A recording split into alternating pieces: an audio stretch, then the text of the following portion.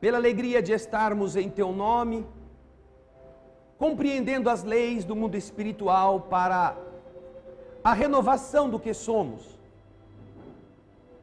construirmos-nos, significa buscar materiais diferentes,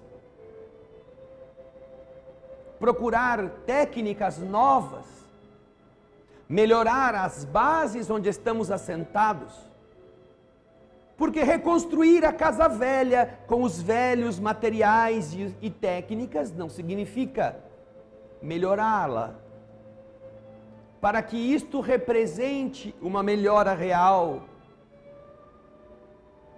é necessário que nós também busquemos um outro material. Aquele que possa nos encantar com a solidez, cujo brilho não esteja apagado pelo trânsito de tantos anos pelo mesmo caminho, cuja capacidade de embelezar-se ali, igualmente, a capacidade de proteger, e que afastando os perigos da ruína pelo tempo, sem conservação, garantam uma melhor durabilidade. Só quando cada um de nós compreende essa necessidade, é que percebemos que pode ser incômodo, pode ser problemático ter que trabalhar na reforma enquanto moramos na mesma casa, mas o resultado final anima o ocupante a suportar estes tropeços, estes incômodos, sonhando com o término ou um momento em que a obra já esteja melhor acabada. Olhamos para você, Jesus, como aquele que veio demonstrar a todos os homens a maquete bela, perfeita, bem construída. Como os homens na engenharia fazem quando projetam uma obra e fazem as pessoas verem como será. Você veio nos mostrar como seremos. Vós sois deuses. Podeis fazer todas as coisas que vem eu fazer, e muitas outras, se tiverdes fé, se fizerem a reforma. Obrigado, Senhor Jesus, por nos mostrar como seremos, e assim nos ajudar a lutar para que isto se transforme em obra acabada, seguindo os planos e os exemplos que você nos deixou. Por isso, mais uma vez, nós cantaremos do fundo do coração.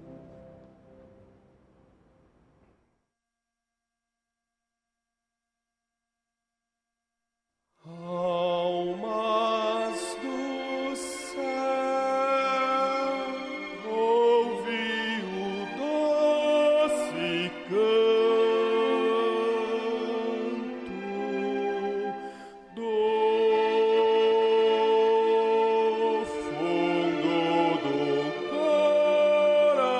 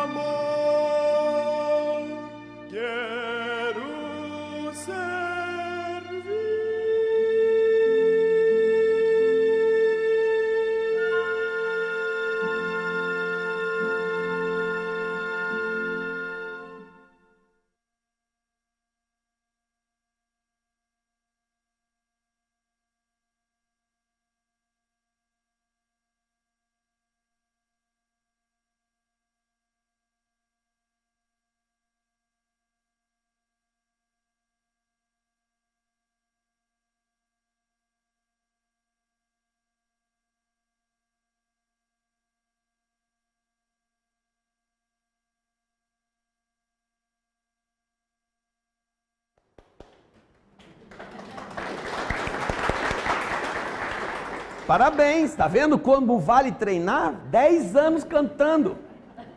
Quando acaba a força, o povo não perde nem o tom.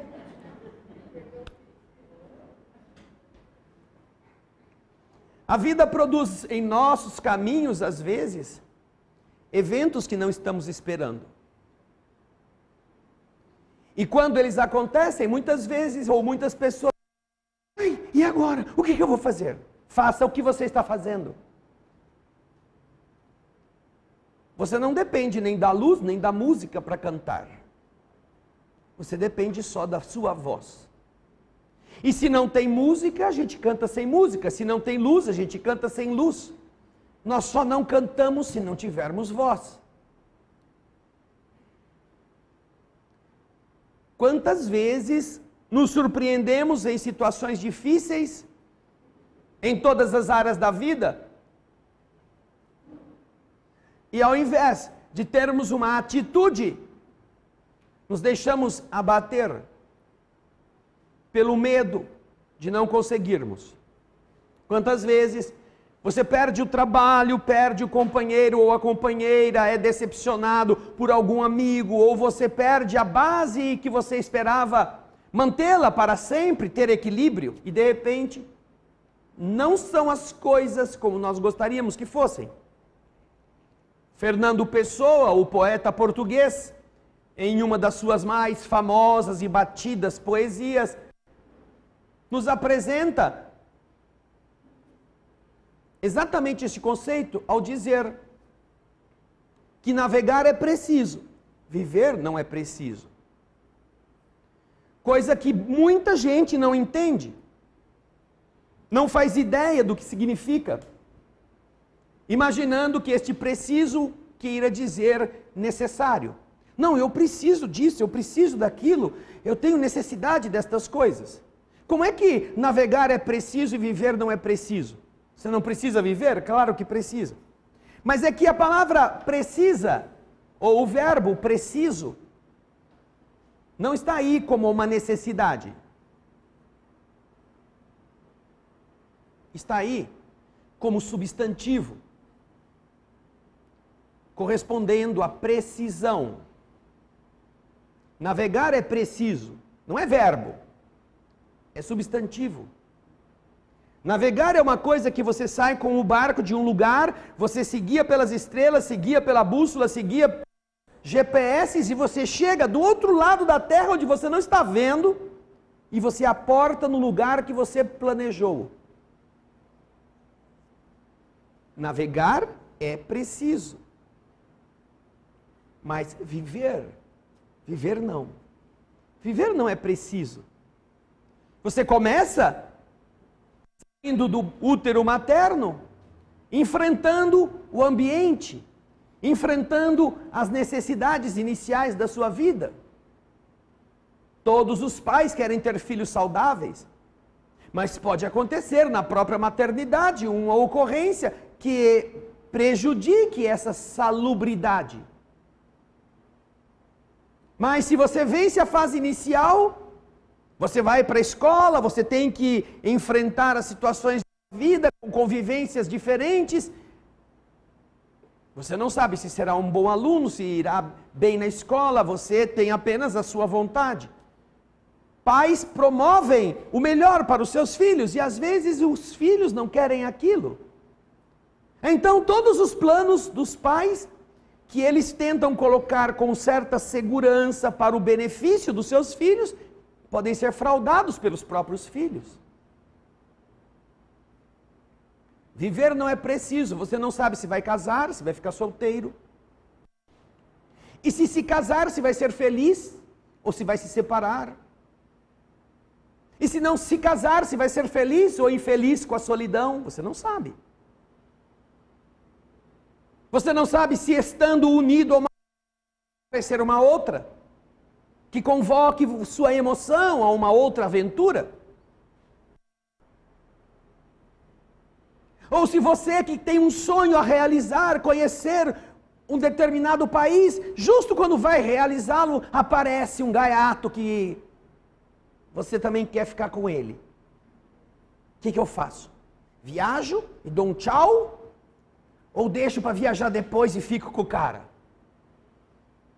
Aí vem o velho ditado, mais vale um pássaro na mão do que muitos voando, não é? Ah, mas você vai ter filhos? Não sei.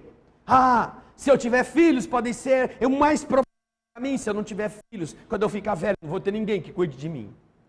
Você vai ter filho para ter enfermeiro? É para isso? Mas muita gente fica com essas dificuldades, porque a vida não é precisa, não é exata.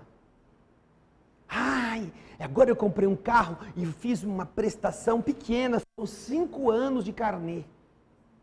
Mas eu tenho um salário, estou trabalhando. 3 meses depois é mandado embora. Aí o que eu faço com os outros 47 meses? Ou paga, ou então dá um calote, ou devolve o carro, desfaz o... Ai, mas é o carro que eu sempre sonhei. Então, se eu soubesse que ia ser assim, não teria feito. O grande problema das pessoas que vivem é que quando elas adquirem sabedoria, já não tem mais tempo de fazer como deviam ter feito. Depois de muito sofrerem pelos embates e loucuras a que se permitiram, elas apanham o suficiente para dizer, não, eu sofri demais por um monte de besteiras. Elas já são velhas. Ai, se eu pudesse voltar, eu teria feito tudo diferente. Só que quando você estava naquela época, a sua cabeça via um mundo conforme a sua ótica, conforme o seu ângulo. E você nunca parou para pensar se aquilo era bom. Você quis casar com o Brutamontes, com o cara bad boy, que era aquele bonitão, fortão, cheio de tatuagem, cheio de força. E a sua mãe falava, minha filha, cuidado. Parece uma boa pessoa. Ah, mas a senhora já escolheu o seu, não escolheu? Agora deixa eu escolher o meu. Não, você vai poder escolher, mas olhe como a pessoa se comporta, olhe como a pessoa tem os valores dela. Ah, não, isso daí eu mudo. Eu mudo.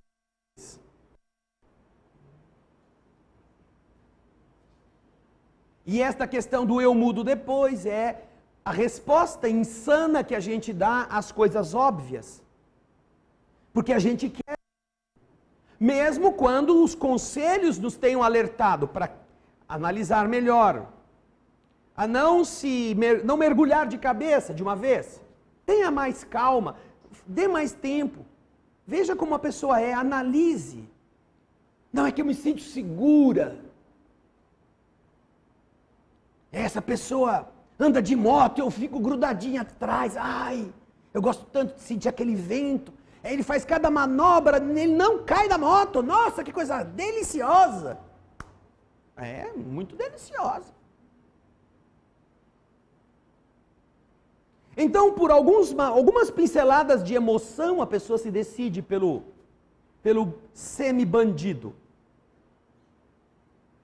Até o dia que ela já está mais pelanquenta, já deu à luz, já começou a ficar meio pendurada, os órgãos já estão meio assim, não estão mais naquela exuberância.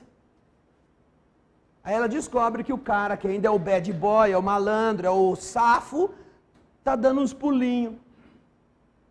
Como as outras lambisgoia que também gostam de homem seguro, homem forte, homem cheio de marca, aquela coisa. Aí ela bem, você não pode fazer isso. Ah, cala a boca e dá um soco no seu nariz. Sabe o que vai acontecer? Você não vai nem reclamar para sua mãe. Porque a hora que chegar em casa, nariz arrebentado com o olho roxo, vai ter que ouvir, não é? Eu não te disse? E o orgulho muitas vezes impede que a pessoa tenha vergonha na cara de dar o braço a torcer. Mas é a experiência que vai educá-la. Eu costumo falar sempre, quando toco nesse assunto, que todas as pessoas que eu conheci, bonitonas, no caso mulheres, né? Mulheres bonitas, aquelas concorridas, e aceitaram ou que quiseram se unir com esse tipo de malandro, é o burro forte. Sabe o burro forte? O cara que não consegue escrever o nome dele por extenso, nem com o dedão. Mas que tem poder de enganar, de fazer se sentir seguro, de decidir todas as coisas. Todas as que eu conheci nessas condições apanharam e depois foram procurar os bonzinhos que elas desprezaram quando mais jovens. Sabe, os bonzinhos, tontos, esse cara é muito romântico, muito besta. Eu quero uma pessoa assim uma pegada mais firme. Viver não é preciso. Vão ocorrer coisas que você não estava esperando que acontecessem. Eu conheci um cara que as meninas adoravam. Ele tinha um cabelo que parecia de mulher, comprido até a cintura. Num tempo em que não existia chapinha. O cabelo dele era arrasante, de lindo. As mulheres ficavam alucinadas que queriam ter o cabelo daquele, não sabiam como. Ele podia escolher a mulher que ele quisesse. Porque todas gostavam dele. Além de ser uma pessoa de aparência bonita. O cabelo dava aquele... Sabe, não sei o que acontece com mulher que gosta de ver homem de cabelo comprido. Sabe aquele cabelão assim? E eu acho que por uma frustração da juventude, agora você está vendo um monte de pessoas que rapa a cabeça e faz um coquinho aqui, assim. Parece chinês, sabe aqueles negócios de chinês, assim, faz um coque.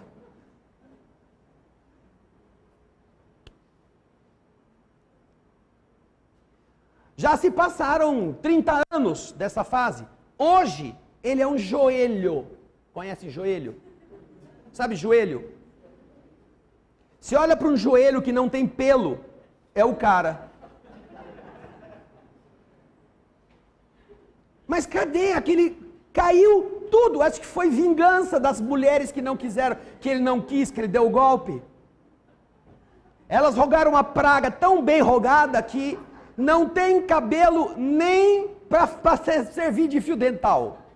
Um só, para tirar um fiapinho de frango do bolo do dente. Careca. Já pensou a pobre da infeliz que casou com o cara que ele era lindão, com aquele cabelão?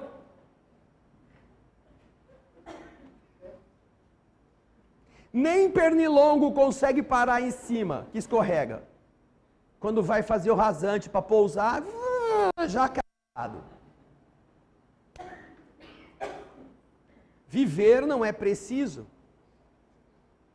Nós temos que entender as questões da vida, não com esta maneira, muitas vezes, querendo engessar as coisas. As pessoas reclamam assim, mas quando eu casei com você, você era diferente. E ouvem, mas você também, quando eu casei com você, era diferente. Se você quiser casar com a mesma pessoa e ela nunca mudar, casa com uma estátua do cemitério, que ela vai estar lá sempre assim. Ou assim. Ou assim, para defender quem está na tumba. 30 anos você vai ficar com aquela pessoa e ela nunca vai mudar. Mas se você se casar com outro ser humano, você tem que se adaptar. Não é? Todas as mulheres, quase sem exceção, mudam todo mês. Uma vez, pelo menos. Uma vez, elas saem da zona calma para a zona tenebrosa. Em geral, há algumas que não passam por essa disfunção no comportamento. Tem os problemas hormonais, tem o processo natural do amadurecimento dos óvulos para a ovulação, mas não mudam o comportamento. Mas a alteração hormonal muda. Em muitos casos, a pessoa que ela era pacífica e fica nervosa. Eu conheci uma pessoa que dizia assim, eu estou naquela fase que eu tenho que ser. Ela mesma falava para o marido. Porque na fase em que ela não precisava ser enjaulada, era uma pessoa. Quando começava a ficar assim, querendo estrangular qualquer um que passasse, eu já estou ficando naqueles dias. Agora, uma coisa interessante, nós aqui temos um remédio para isto. Um remédio de planta. Mas sabe o que aconteceu com ele? Tivemos que parar de fabricar. Ninguém queria. Nenhuma pessoa que tinha problemas de tensão pré-menstrual queria o remédio. O remédio morria de velho na prateleira. Eu acho que a mulherada gosta desse período, sabe? De poder dar uns croques no marido. Eu estou naquela fase. De dar uns berros, subir pelas paredes. De arrancar as coisas meio na unha, de se sentir louca por um período e dar desculpa. Não, sabe, eu estava... É justo naquele período que eu estava... Desculpa, depois que passa, eu fiquei... Ufa, parece a cachorra. Minha sogra tinha uma cadelinha, muito pequenininha, aquelas cadelinhas inocentes, metida besta. Porque os cachorros pequenininhos, eles acham que eles são grandes, já notaram, né? Eles querem morder todo mundo. A boca deles não consegue pegar um lápis, mas eles já querem sair roendo todas as pessoas. E a minha sogra, ela dizia assim, essa cachorra, toda vez que eu vou tomar banho, ela fica me olhando da porta do banheiro, assim, porque ela mora sozinha e tomava banho com a porta do banheiro aberta. Então ela olhava assim, estava a cachorrinha olhando para ela, assim, lá na porta. Pensava assim, nossa, essa cachorrinha gosta tanto de mim, que ela fica me olhando tomar banho. Mas ela ficou incomodada, vai saber o que a cachorra estava vendo, né? O que ela estava pensando, vendo uma pessoa nua tomando banho. Ela passou a encostar a porta por medo que a cachorra, sei lá, fizesse alguma outra coisa inadequada. Aí o que acontece? Ela deixou as portas fechadas e a cachorra ficava lá fora. Aí, um belo dia, alguns anos depois, aí eu quero avisar o pessoal da internet que às vezes está tendo alguma intermitência porque está faltando energia aqui na rua ou na redondeza, então tem caído um pouco o sinal. Aí um dia ela foi tomar banho, mas era o dia da faxineira limpar a casa. Ela então falou, fulano, eu vou tomar banho, você dá uma olhada aí, daqui a pouco eu já saio. Tá bom, ela fechou a porta do banheiro, a faxineira viu essa cachorra virar um capeta. Essa cachorra saía correndo, pulava na cama, virava na cama, saía correndo, pulava no sofá da sala, virava no sofá, saía correndo, subia na mesa de jantar, descia, pulava cama de novo, tudo que a cachorra não podia fazer, quando a dona não estava no banho. Mas quando ela via que a dona trancava a porta, por isso que ela ia olhar se ela estava tomando banho, se ela ia ter muito tempo. Quando a minha sogra saiu do banheiro, a faxineira falou assim, dona Sueli, eu não sei o que aconteceu, esse cachorro está ficando louca, mas o que houve? A senhora começou a tomar banho, ela começou a pular em tudo quanto é lugar que ela podia, ela subia e ela parecia um corisco essa cachorra. Aí que a dona percebeu que o que a cachorra estava fazendo era desestressando. Sabe, desestressando? É aquela bruaca, daquela chata, que só me manda ficar na minha cestinha, eu não posso fazer nada nessa casa, que é um apartamento apertado. Agora ela está presa debaixo da água. Olha, a cachorra ia ver se ela tinha entrado embaixo do chuveiro para fazer uma arruaça no apartamento. Daí ela falou assim, você sabe que todas as vezes que eu tomava banho, quando eu saía, eu via minha cama meio revirada, um pouco assim amassada. Eu falei, não, eu arrumei essa cama hoje. Era a cachorra que já estava fazendo isso, faz tempo. Desestressando. Porque quando a mulher estava perto, tinha que andar na linha. Tinha que parecer cachorro de madame. Não podia subir no sofá, não podia, só podia ficar na casinha dela, no colchãozinho. Mas aí, até o animal sabe fazer isso, né? Tem aquele período. Então, às vezes, a pessoa está naquele período, ela sai fazendo que nem o diabo da Tasmânia. E todo mundo tem que aguentar ela. Porque depois que ela conseguiu se desestressar, né? Por isso que eu acho que o povo não pega o TPM. O remédio para tensão pré-menstrual. Vai que esse remédio me deixa calma nessa época. Não é? Como é que eu vou sair por aí me desestressando? Quando nós entendermos, porém, que é justamente a imprecisão da vida que vai nos garantir conhecimento de quem nós somos, Essa imprecisão, esta maneira de atuar de forma não prevista, não planejada. Isso vai fazer você ter que descobrir em você mesmo maneiras de organizar, de improvisar, de analisar coisas que antes você não estava imaginando que ia passar. Muitas pessoas vieram até a nossa instituição porque um belo dia na sua vida descobriu-se um problema de saúde que os médicos não resolviam. E os remédios não davam conta. E ela já tinha feito de tudo. E aí então alguém falou, por que você não vai lá? Lá! Lá! Ir para o cemitério? Vai lá! E então, por causa deste momento impreciso de uma enfermidade que a pessoa não estava esperando, a pessoa às vezes chegou a uma casa de oração, onde se faz cirurgia, onde se tem a fluidoterapia, onde se tem um modo vibratório diferente do que o mundo oferece. E aí ela começou a se encontrar e por causa disto sarou. Ela descobre que o problema que ela estava gerando no corpo, em alguns casos, não era um problema biológico, por isso que os médicos não resolviam. Era um problema que vinha da sua maneira de ser. Quando ela altera isto por saber, agora ela cessa, ela fecha os caminhos que geram a desarmonia orgânica. E o corpo melhora. Então, quantas pessoas não acabam descobrindo uma outra coisa porque passaram por um processo deste? E essa imprecisão, ninguém gosta, porque você não estava trabalhando com isto, nos seus planos não estava presente a figura da sogra que vinha morar com você. Você achava que seu marido já era chato. E aí o Chico costumava falar, não reclame, porque a coisa ainda pode piorar. Não é? Não reclame do que está acontecendo com você, porque a coisa ainda pode ficar pior. Agradeça, porque assim você vai aprender com aquilo, seja com a esposa, com o marido, com relações profissionais onde você viva, onde você trabalhe. Lembre-se que aquilo é a imprecisão que vai construí-lo, vai construí-la num desafio que é chato porque você não está preparado. Por isso que a gente se incomoda. Gente, chegou um professor novo na escola. O cara é PhD em matemática. Vai dar aula pra gente de matemática, álgebra, trigonometria, etc. Quem não gosta de matemática vai ficar desesperado.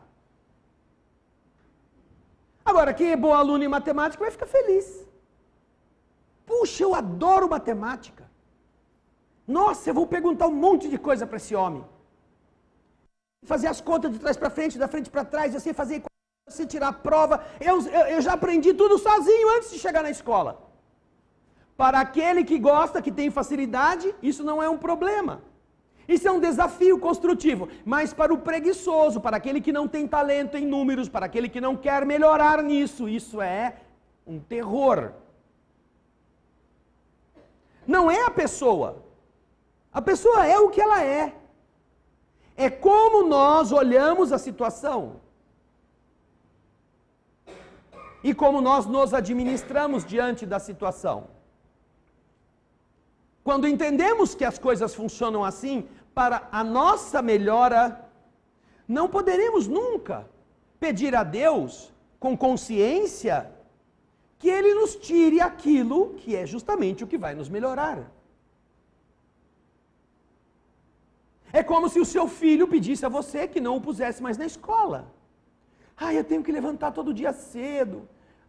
Os meus colegas são chatos. Eu tenho que fazer um monte de coisa na escola. Eu prefiro ficar em casa. Mãe, não me põe na escola mais, não. É o que você pede para sua mãe e seu pai. E seu pai e sua mãe, se gostam de você, nunca vão fazer. Porque eles sabem que não é o que você gosta que é bom para você. É o que você precisa. O entendimento disto vai forçá-los a deixar você na escola, até que você vença em você aquele gosto de ficar dormindo, de não querer estudar. Você vai descobrir uma série de coisas novas, vai começar a gostar das matérias. E aí vai descobrir que, poxa, chato é o fim de semana. Eu gosto de ir para a escola. Na escola tem um monte de novidade, eu aprendo um monte de coisa, o professor fala umas coisas muito bacanas. Aí sexta-feira acabou a aula, aí eu tenho que ir para casa. Aí em casa tem minha mãe, vai lavar a louça, vai cortar grama, vai arrumar a cama, vai fazer isso, não vai jogar bola agora não, que acabamos de limpar a área, vai tomar banho, justo na hora da brincadeira mais legal, a mãe chama pra você tomar banho. Quando antigamente as mães mandavam os filhos tomar banho. Então você descobre um universo novo porque alguém não fez você ficar na cama. Da mesma forma, não adianta pedir para Deus, ai Senhor, me tira essa doença, não me deixa ficar nesse problema, me faz cair um emprego fácil aqui para eu poder já ganhar bastante. Não, Deus não vai te fazer isso. Porque é isso que vai fazer você crescer. Então vai fazer o tratamento, vai disciplinar-se tomando remédio, vai abdicar de fazer coisas que eram gostosas e você se sentia muito bem fazendo. Vai levantar cedo e entregar currículo, vai ser humilde e pedir a alguém uma chance nova. Vai fazer isso, você vai se melhorar. Quando nós então entendemos o porquê estamos passando por apuros, nós transformamos a Terra de um planeta prisão, como muitos chamam, em um planeta escola. Da mesma forma que os maus alunos não gostam da escola, mas a consideram uma cerceadora dos seus gostos, dos seus prazeres, os maus alunos da Terra acham que a Terra é apenas um lugar para você se desestressar batendo nos outros, arrancando pedaços das pessoas, destruindo o que está à sua volta, porque é isso que é emocionante, o resto não vale a pena. A convivência é a imprecisão. E todo dia você encontra pessoas diferentes. Quem trabalha no comércio sabe. Todo dia tem que atender um novo cliente. E todos os dias, para preservar o cliente, tem que ter paciência, simpatia, atenciosidade.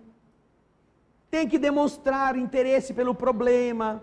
Porque se você for grosseirão ou grosseirona, você vai ficar sem clientes. E se você não tiver clientes, você não terá lucro. Vocês entendem como a estrutura da vida leva você a se tornar uma pessoa gentil, até por obrigação? Agora imagina você tendo paciência com estranhos e chegando em casa dando pontapé no cachorro. Eu fiquei o dia inteiro sendo gentil, agora eu quero ser meio bruto. Xinga a mulher, xinga o marido, briga com os filhos, não tem paciência. Não vem me encher a cabeça, não, deixa eu ficar quieto aqui assistindo televisão. Nossa, que versão maravilhosa. Porque passou o dia inteiro atendendo o problema dos outros, quando chega em casa, quer se alimentar de excremento. Olha que escolha boa.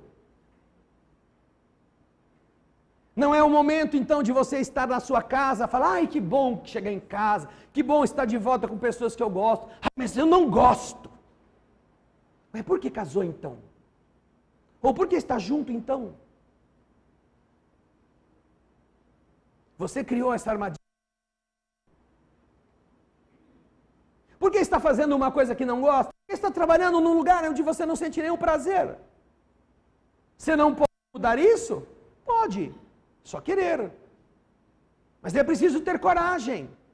É preciso ter valor. É preciso dizer, eu vou me qualificar para fazer outra coisa. Pode ser que eu não possa me demitir amanhã, mas eu vou começar a descobrir algo que eu gosto de fazer. De preferência no mesmo lugar onde eu trabalho, ou de preferência num outro lugar, onde eu possa ir fazer por amor. Eu vou fazer. Não, eu tenho mais um mês, tem esse salário aqui, porque é o salário pelo menos que dá para a gente comer em casa. Mas se você odeia o que faz, vai acontecer de ficar doente daqui a algum tempo. E quando fica doente, o patrão te manda embora. E aí você odeia o patrão. Porque ele não foi, justo quando eu estava precisando mais, ele foi cruel comigo, botou uma outra pessoa. Mas você não aparecia para trabalhar, cada 15 dias você ficava 30 dias lá pendurado no INSS. Eu preciso de alguém que trabalhe. É a lei do mundo. Não ponha a culpa nos outros, assuma você a sua responsabilidade. A imprecisão da vida é a melhor coisa que nós temos.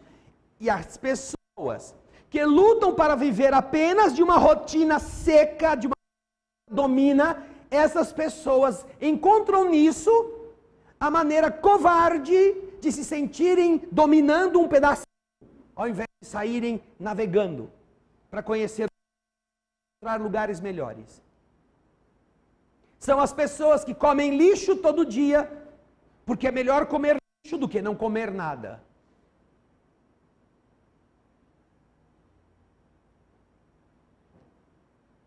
Mas não tem outra opção?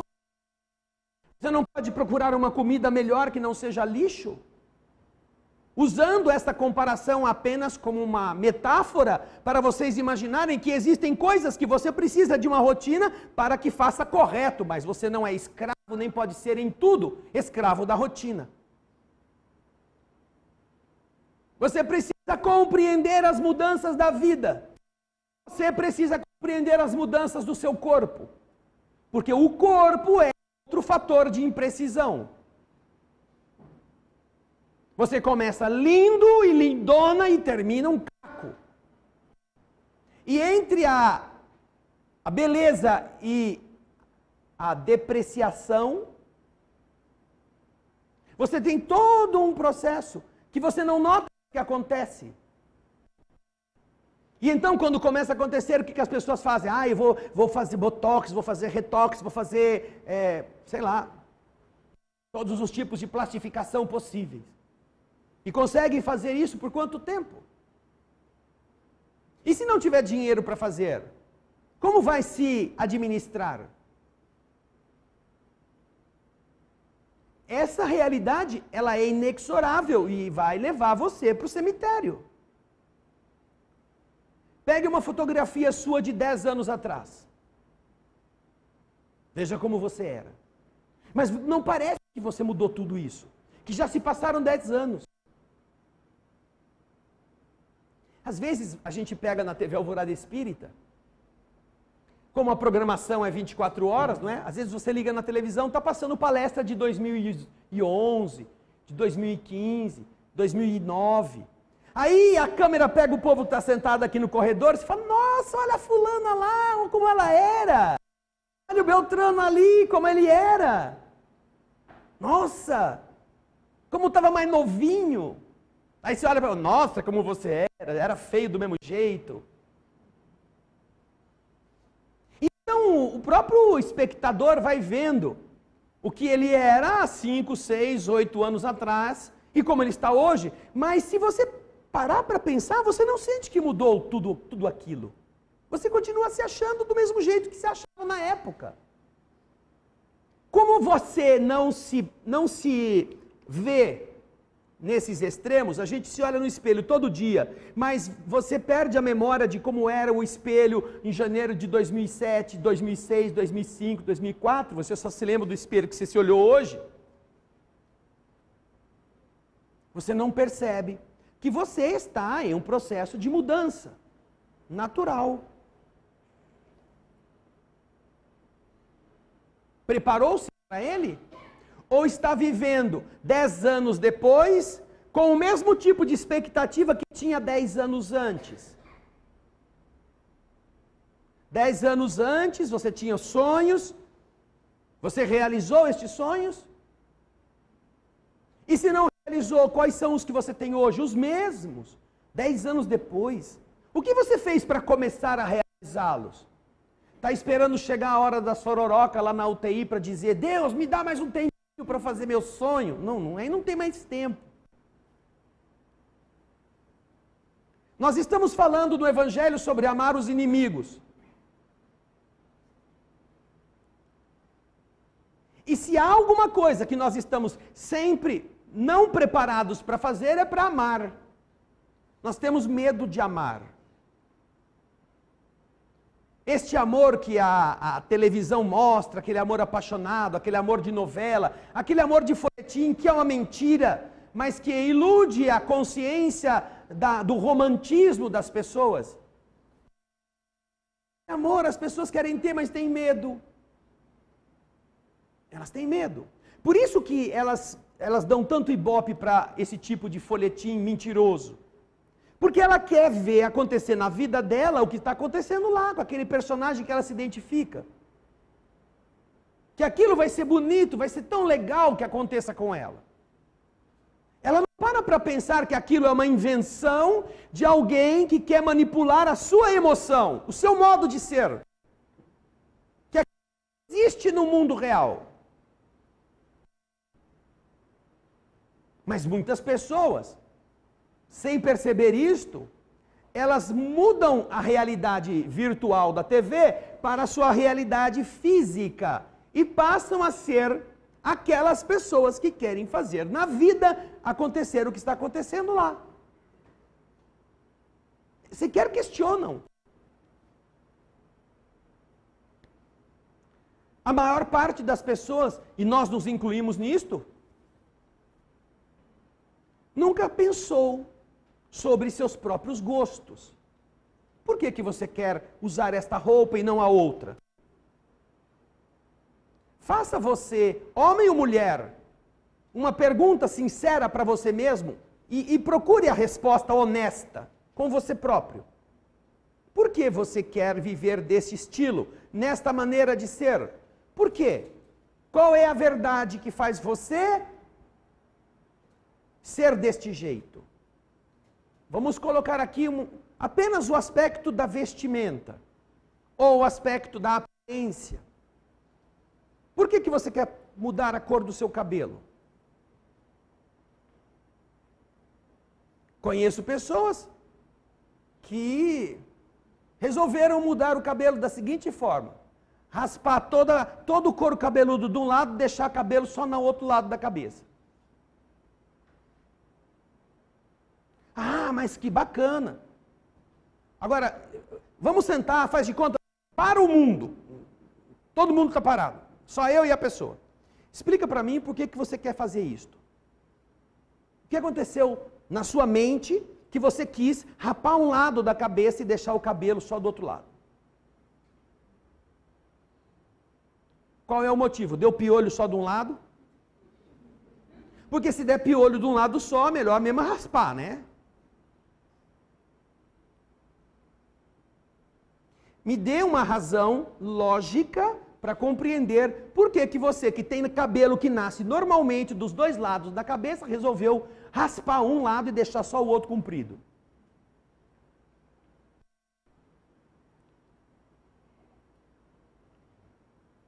As razões lógicas que essa pessoa vai dar são: não, é que eu vi isso com alguém, fulana de tal, ficou assim, eu achei legal.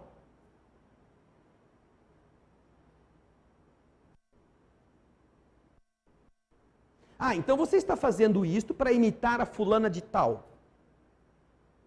É isso que você está assumindo que você é? Não há problema, mas assuma isto. Assuma que você não tem vontade própria. Assuma que você é um copista, é um símio, é um macaco imitando cada semana ou cada mês uma moda que aparece. Agora as pessoas não assumem isso, porque isso é depreciativo para elas mesmas. Uma pessoa que assuma que ela imita os outros está dizendo: eu não tenho capacidade própria de fazer as coisas segundo minha própria vontade. A minha vontade depende de alguém que tenha feito alguma coisa para eu imitar.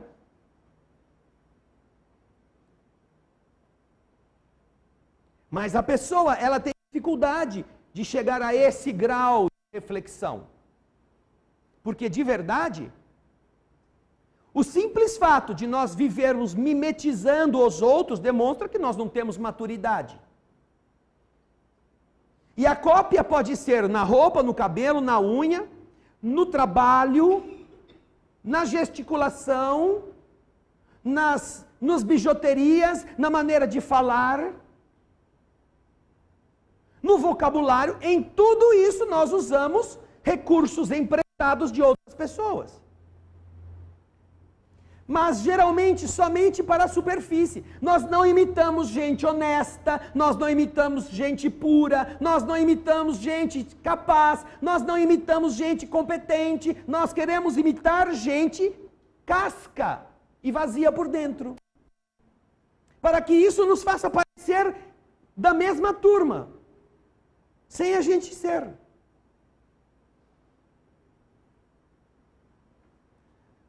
E por que a pessoa não pensa a esse respeito? Porque se ela pensasse, ela estaria se conhecendo. Se ela meditasse sobre o porquê que levou, o que levou a tomar aquela atitude, ela estaria dizendo para ela, mas que imbecilidade, né? Por que eu vou imitar a fulana? A fulana nem me conhece, nem sabe onde eu moro, nem vai ficar sabendo que eu estou parecendo ela. Aliás, vai ser até uma vergonha ela ficar sabendo que eu estou imitando ela. É esse o motivador de termos tantos produtos que chegam até nós por diversos caminhos.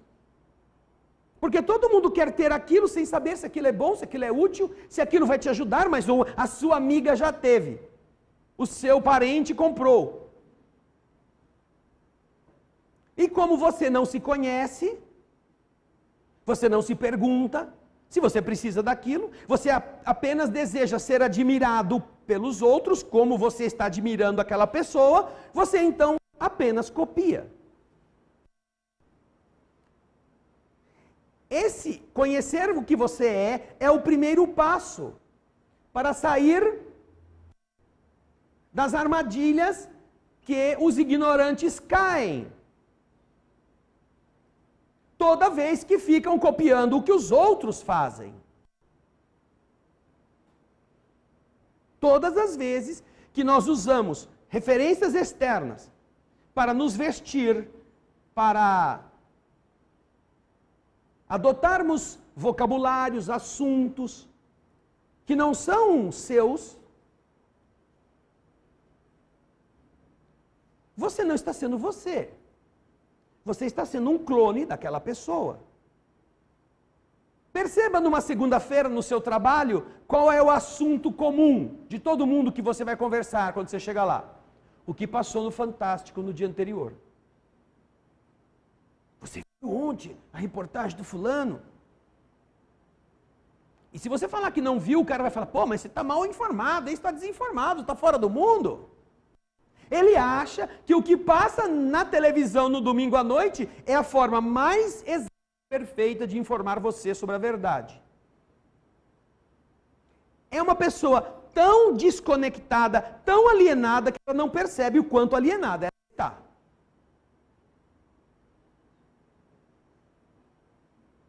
E acha que o louco é você.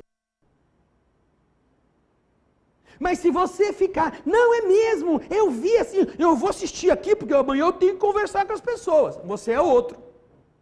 Que não está fazendo o que deve fazer, está fazendo o que querem que você faça. Na verdade, quem é inimigo de quem? Não são os outros. Somos nós. Que queremos fazer o que os outros fazem. Sem questionar se isso é correto, sem questionar se isso é verdadeiro e honesto.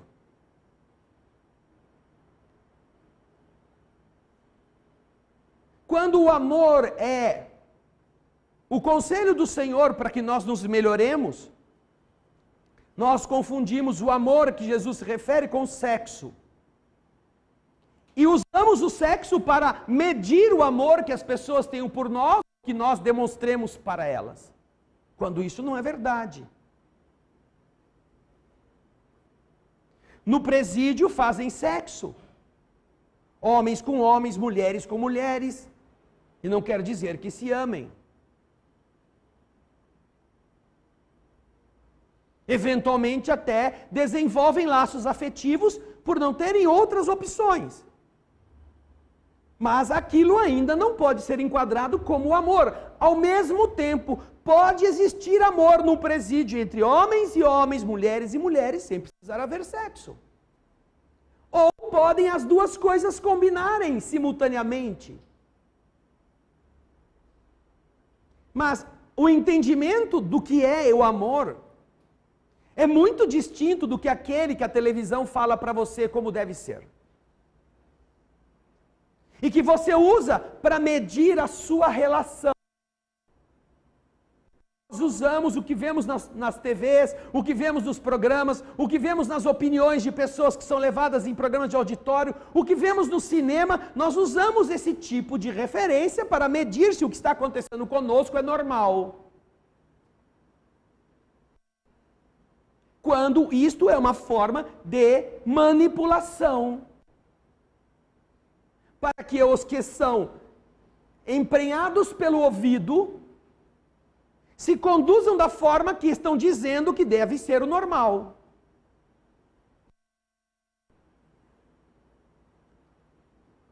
Nós precisamos estar preparados para qualquer imprecisão. Da nossa capacidade para refazer, ou continuar a fazer, ou mudar o rumo, se necessário. Improvisando também soluções que possam ser úteis. As pessoas que vivem de rotinas, elas se engessam e elas não conseguem. Então, uma pessoa que tem a afetividade presa, aquele comportamento tradicional e a noção de que casou para ser feliz até a morte, o dia que acontece ou a morte ou a separação, ela se perde. Seja o homem, seja a mulher, se perde. E se a separação foi causada por uma terceira pessoa, aí ao invés de além de se perder, ela ainda odeia. Ela se amargura, ela se destrói. Porque alguém fez a heresia de se meter no seu caminho e acabar com a sua rotina. Aquela que você achava que era a felicidade garantida. Nós deveremos ser criaturas que demonstremos amor constantemente para todos. Em especial nas situações em que nós elegemos construir juntos uma trajetória. Mas você deve trabalhar a sua mente todos os dias para dizer, e se acontecer de eu não estar mais com essa pessoa? Como que eu vou fazer?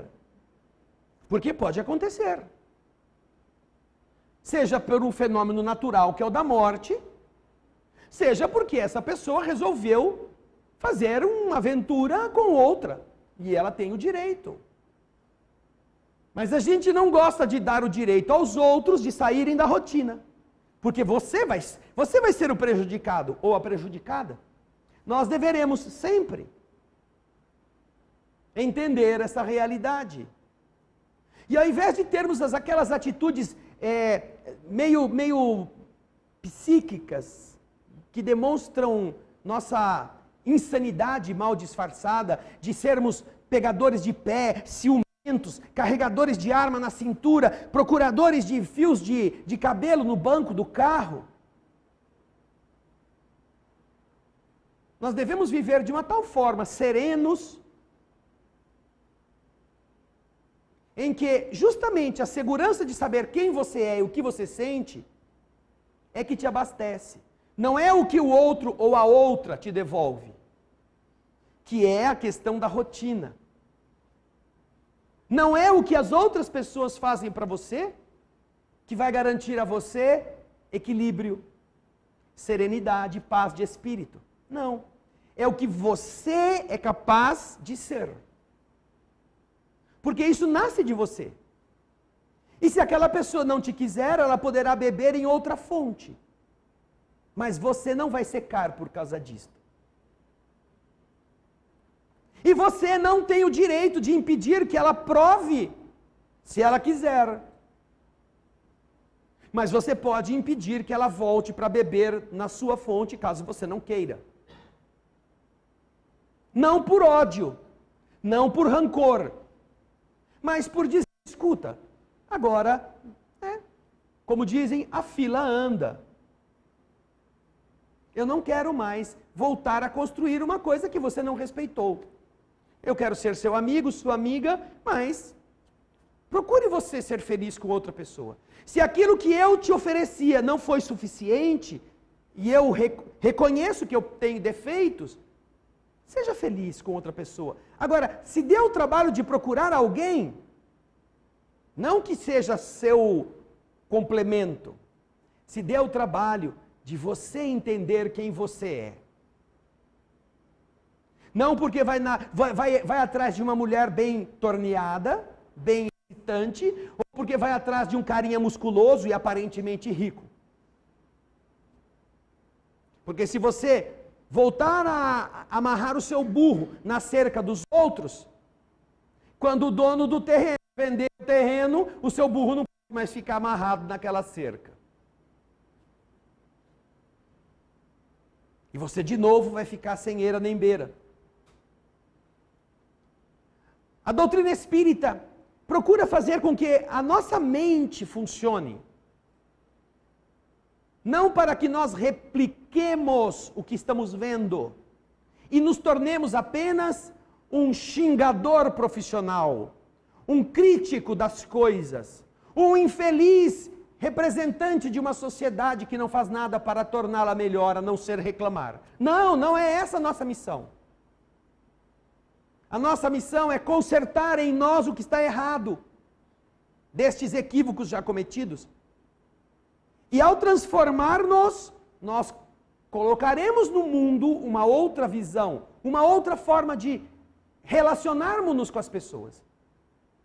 Ah, a minha vida está uma droga. Pode estar mesmo. Se você não está mudando, se você não está se transformando, pode ser que você seja a droga da sua vida. Pense nisto. Se não é você a droga da sua vida. Não droga no sentido de remédio, mas droga no sentido pejorativo de uma coisa que é ruim. Uma coisa amarga, uma coisa que é infeliz, uma coisa que é inconformista, uma coisa que é assim, eu reclamo de tudo, até do que não tenho do que reclamar. E quando você perceber isto, você verá que se você mudar a sua maneira de agir, sua vida tem outro sentido, totalmente diferente. Se você entender as pessoas pelas limitações que elas possuem sem saber, será menos difícil conviver com elas. E mais do que isto, você poderá ajudar semeando coisas sem que ela perceba, para que ela mesma colha e pense. É muito comum nos relacionamentos de casais, que seja o marido, seja a mulher, falem para o cônjuge: olha, por que você não faz assim? Por que você não faz assim? Por que você não faz desse jeito? E o cônjuge não dá a mínima. Nunca faz. Aí, 3, 4 anos depois, da pessoa está sempre falando para a pessoa agir daquele jeito e ela nunca deu a mínima, ela chega assim, bem, nossa, descobri um negócio muito... Um amigo meu falou para eu fazer assim, a mesma coisa. Eu vou fazer. Aliás, eu já comecei a fazer, já começou a dar resultado. Não vai escutar você. Mas um estranho que diga a mesma coisa, às vezes até com menos cuidado, com menos profundidade, é mais fácil ser ouvido. Sabe por quê? Porque existe uma coisa em todo mundo que quase ninguém assume, que se chama orgulho. Que se chama orgulho. Raros são os seres na Terra que não são escravos dele. Raros. E esse orgulho se manifesta todos os dias em nossas relações. Todos os dias. Se manifesta na fila, se manifesta no trânsito, se manifesta nas relações profissionais ou comerciais, se manifesta no nosso lazer. O orgulho se manifesta todos os dias, mesmo na igreja. Você abre uma sala de bate-papos religiosa. Vamos falar sobre um determinado tema, sobre amor. Aí vem alguém e diz, não, porque o amor é a condição assim, e dá a opinião dela sobre o amor. O outro vem e diz, não, o amor lá no livro tal é outra coisa. Não, você está dizendo que eu estou mentindo? Já começa a briga. Ou seja, essas salas de bate-papo são, na verdade, consultórios psicológicos virtuais em que os loucos vão brigar, geralmente. Para falar mal um do outro, para tomar partido. E viu? Olha, me manda uma mensagem no privado que a gente vai falar mal dessa outra maluca que está falando essas besteiras aí. É um lugar onde as pessoas querem mostrar quem elas são ou o que elas pensam. Não estão interessadas em aprender com os outros. Isso é orgulho. Uma ignorância tão intensa que você não percebe quão ignorante você é e quer ensinar as pessoas à sua volta. E nós reagimos assim diariamente.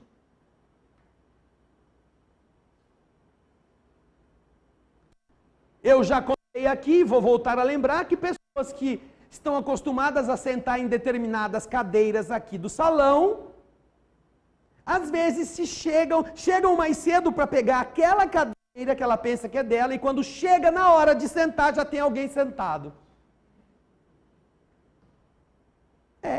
Já tem alguém sentado no meu lugar. Ou seja, você foi a um lugar onde você não tem que pagar nada para entrar e também não precisa pagar para sentar. Mas você não tem o seu lugar numerado no seu ingresso quando você comprou lá na entrada, não era numerado. Mas você acha, porque você já sentou aqui o seu traseiro por 3 anos naquele mesmo banco, você tem o direito de continuar esquentando ele com as suas nádegas. E se já tem alguma nádega ocupando o espaço, essa intrusa já olha assim, esse lugar é meu. Foi fazer o que na igreja? Dar vazão aos seus instintos de domínio? Deveria pensar-se, deveria se analisar antes.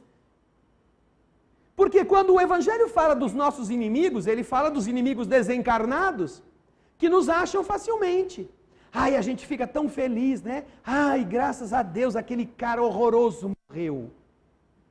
Ninguém aguentava ele. Deus é justo. A gente acha que Deus é justo porque matou o cara que você não tolerava.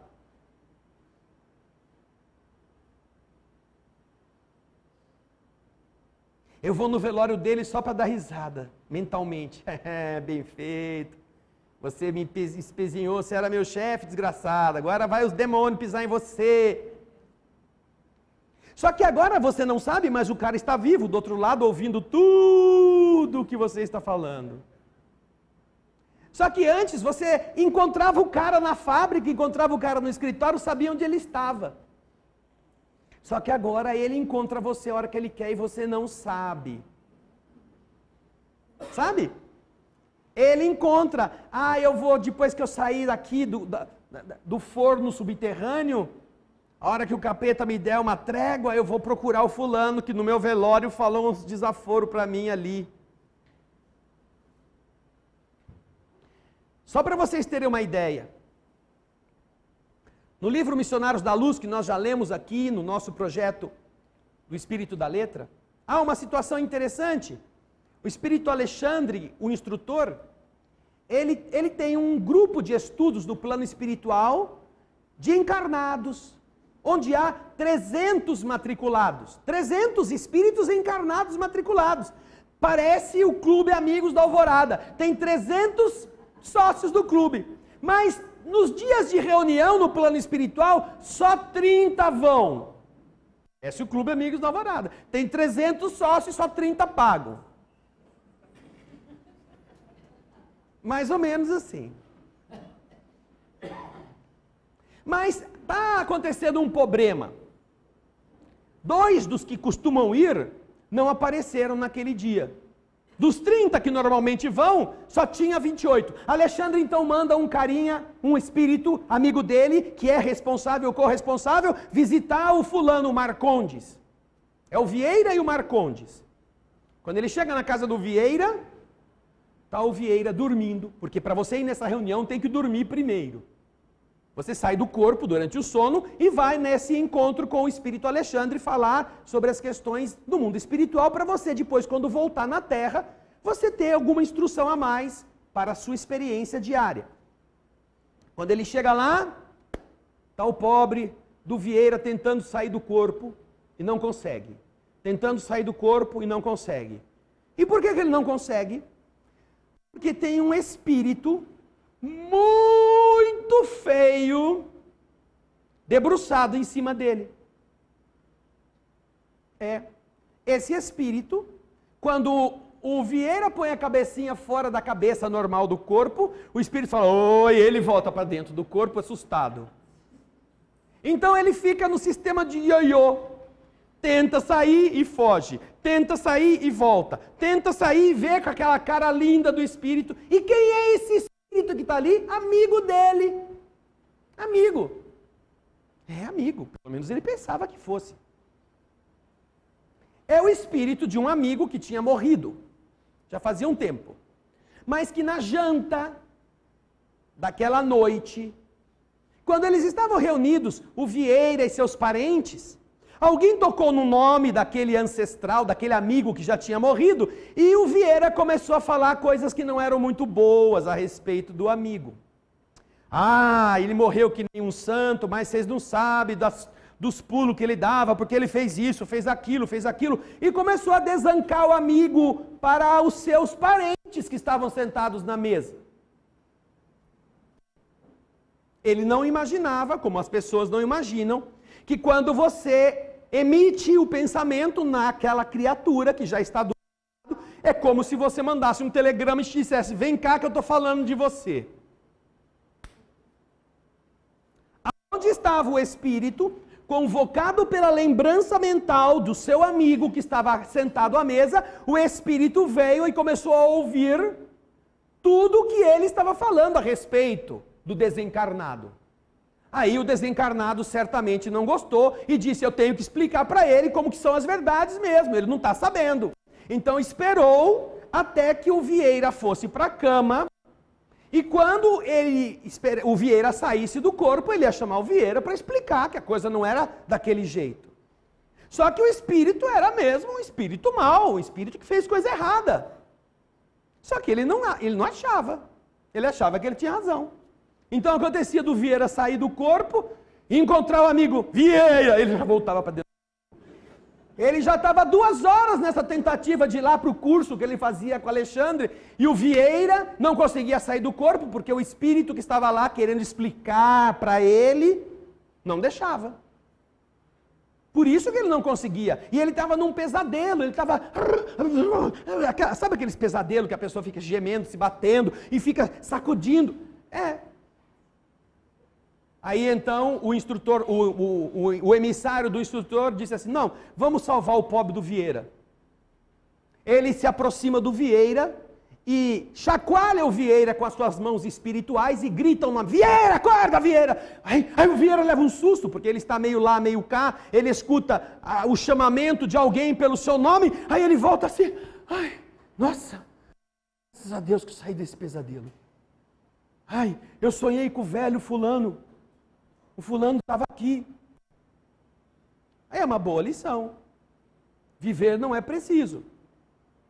Vai falar mal dos seus amigos que já desencarnaram, você vai ter eles na sua casa. É o amigo Barbosa. A Ana Paula está me fazendo a gentileza de colocar o nome. O espírito é o Barbosa.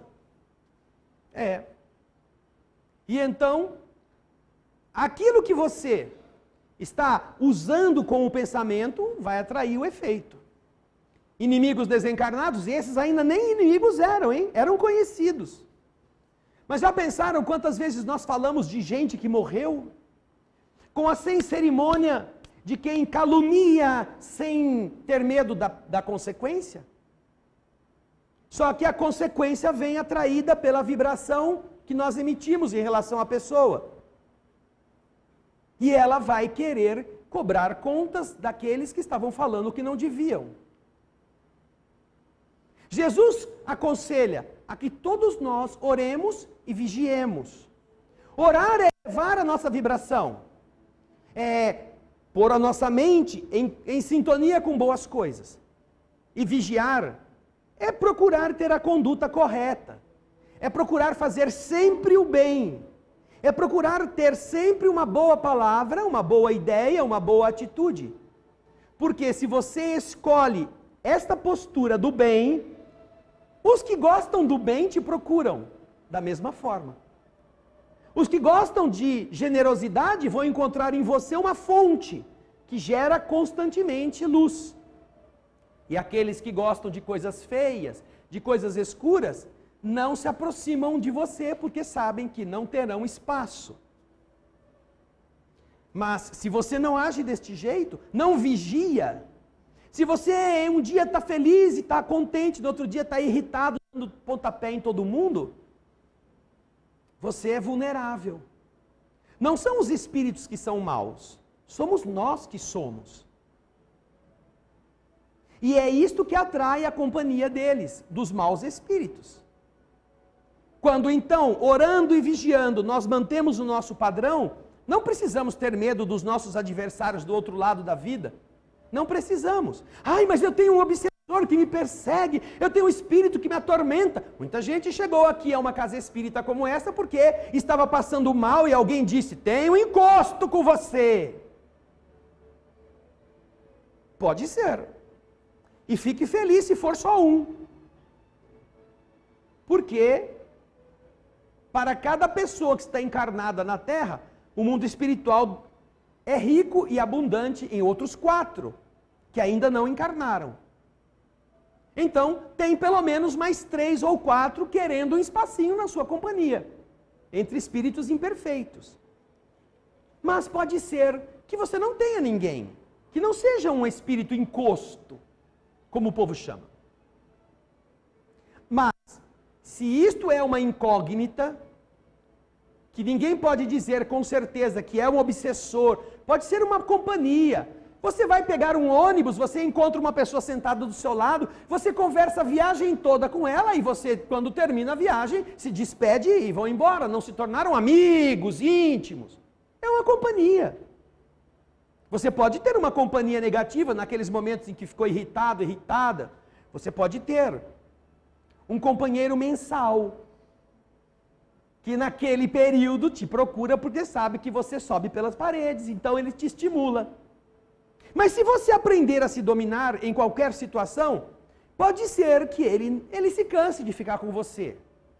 E ele mude de banco, ele vá para um outro. Se a pessoa que está do seu lado quer falar mal de um monte de coisa e você está lendo, e você olha para a pessoa e fala, você não acha? É interessante, né? E continua lendo. Em 3 tentativas que ela faça de puxar assunto que você não lhe dê espaço, ela para de falar com você e você continua lendo. Você definiu isto. Você escolheu o caminho. Mas uma coisa que os espíritos dizem é que todos nós temos um bom espírito que é melhor do que nós, que nos acompanha do início da vida até a desencarnação. Isso está confirmado pelos espíritos superiores. Cada um de nós, se tem 1 ou 2 ou se não tem nenhum obsessor, a gente não sabe, mas que todo mundo tem um bom espírito nos ajudando, nós temos. E por que não estar com ele? E por que não dizer bom dia, meu amigo invisível? Que bom que você ainda está me aguentando, que bom que você tem paciência comigo, me dá um bom conselho, me ajude na hora que eu estiver capengando, me dá uma orientação. Quando foi que a gente conversou com o nosso amigo? Todo dia. E ele está conosco, está aqui, vai estar com você depois que você for embora, está aí em casa com as quase 2.000 pessoas que nos acompanham. Todos eles estão tentando fazer a gente saber quem a gente é. Eles não querem que a gente seja o que eles são. Eles querem que a gente seja o projeto que Deus fez. mas eles nos apoiam nas boas coisas. Mas não podem nos apoiar nas más coisas. Deixam que a gente faça por conta. Porque o resultado das más coisas vai nos educar. É aquela falta de precisão que vai machucar a carne, vai machucar o sentimento, vai machucar a mente. E aí a gente pensa, eu não vou fazer de novo não, porque não dá certo. Quando entrarem na sala de passe, lembrem-se que há muitos amigos no mundo invisível que nos querem de pé. E você então precisa perguntar a você mesmo se você também se quer de pé. Porque se você quiser, eles te apoiam. Mas se você não quiser, eles não têm como fazer você ficar como você não quer. É assim que funciona a lei do universo. Faça a sua reforma com bons materiais. Porque para ficar do mesmo jeito, não vale a pena nem começá-la. Quando reformar você mesmo, faça valer a pena o incômodo que isso vai causar. Para que quando a reforma acabar, ninguém te reconheça mais como você era antes e como você está agora. Teus amigos vão ajudar, mas é você o pedreiro. Pense nisso. Muita paz.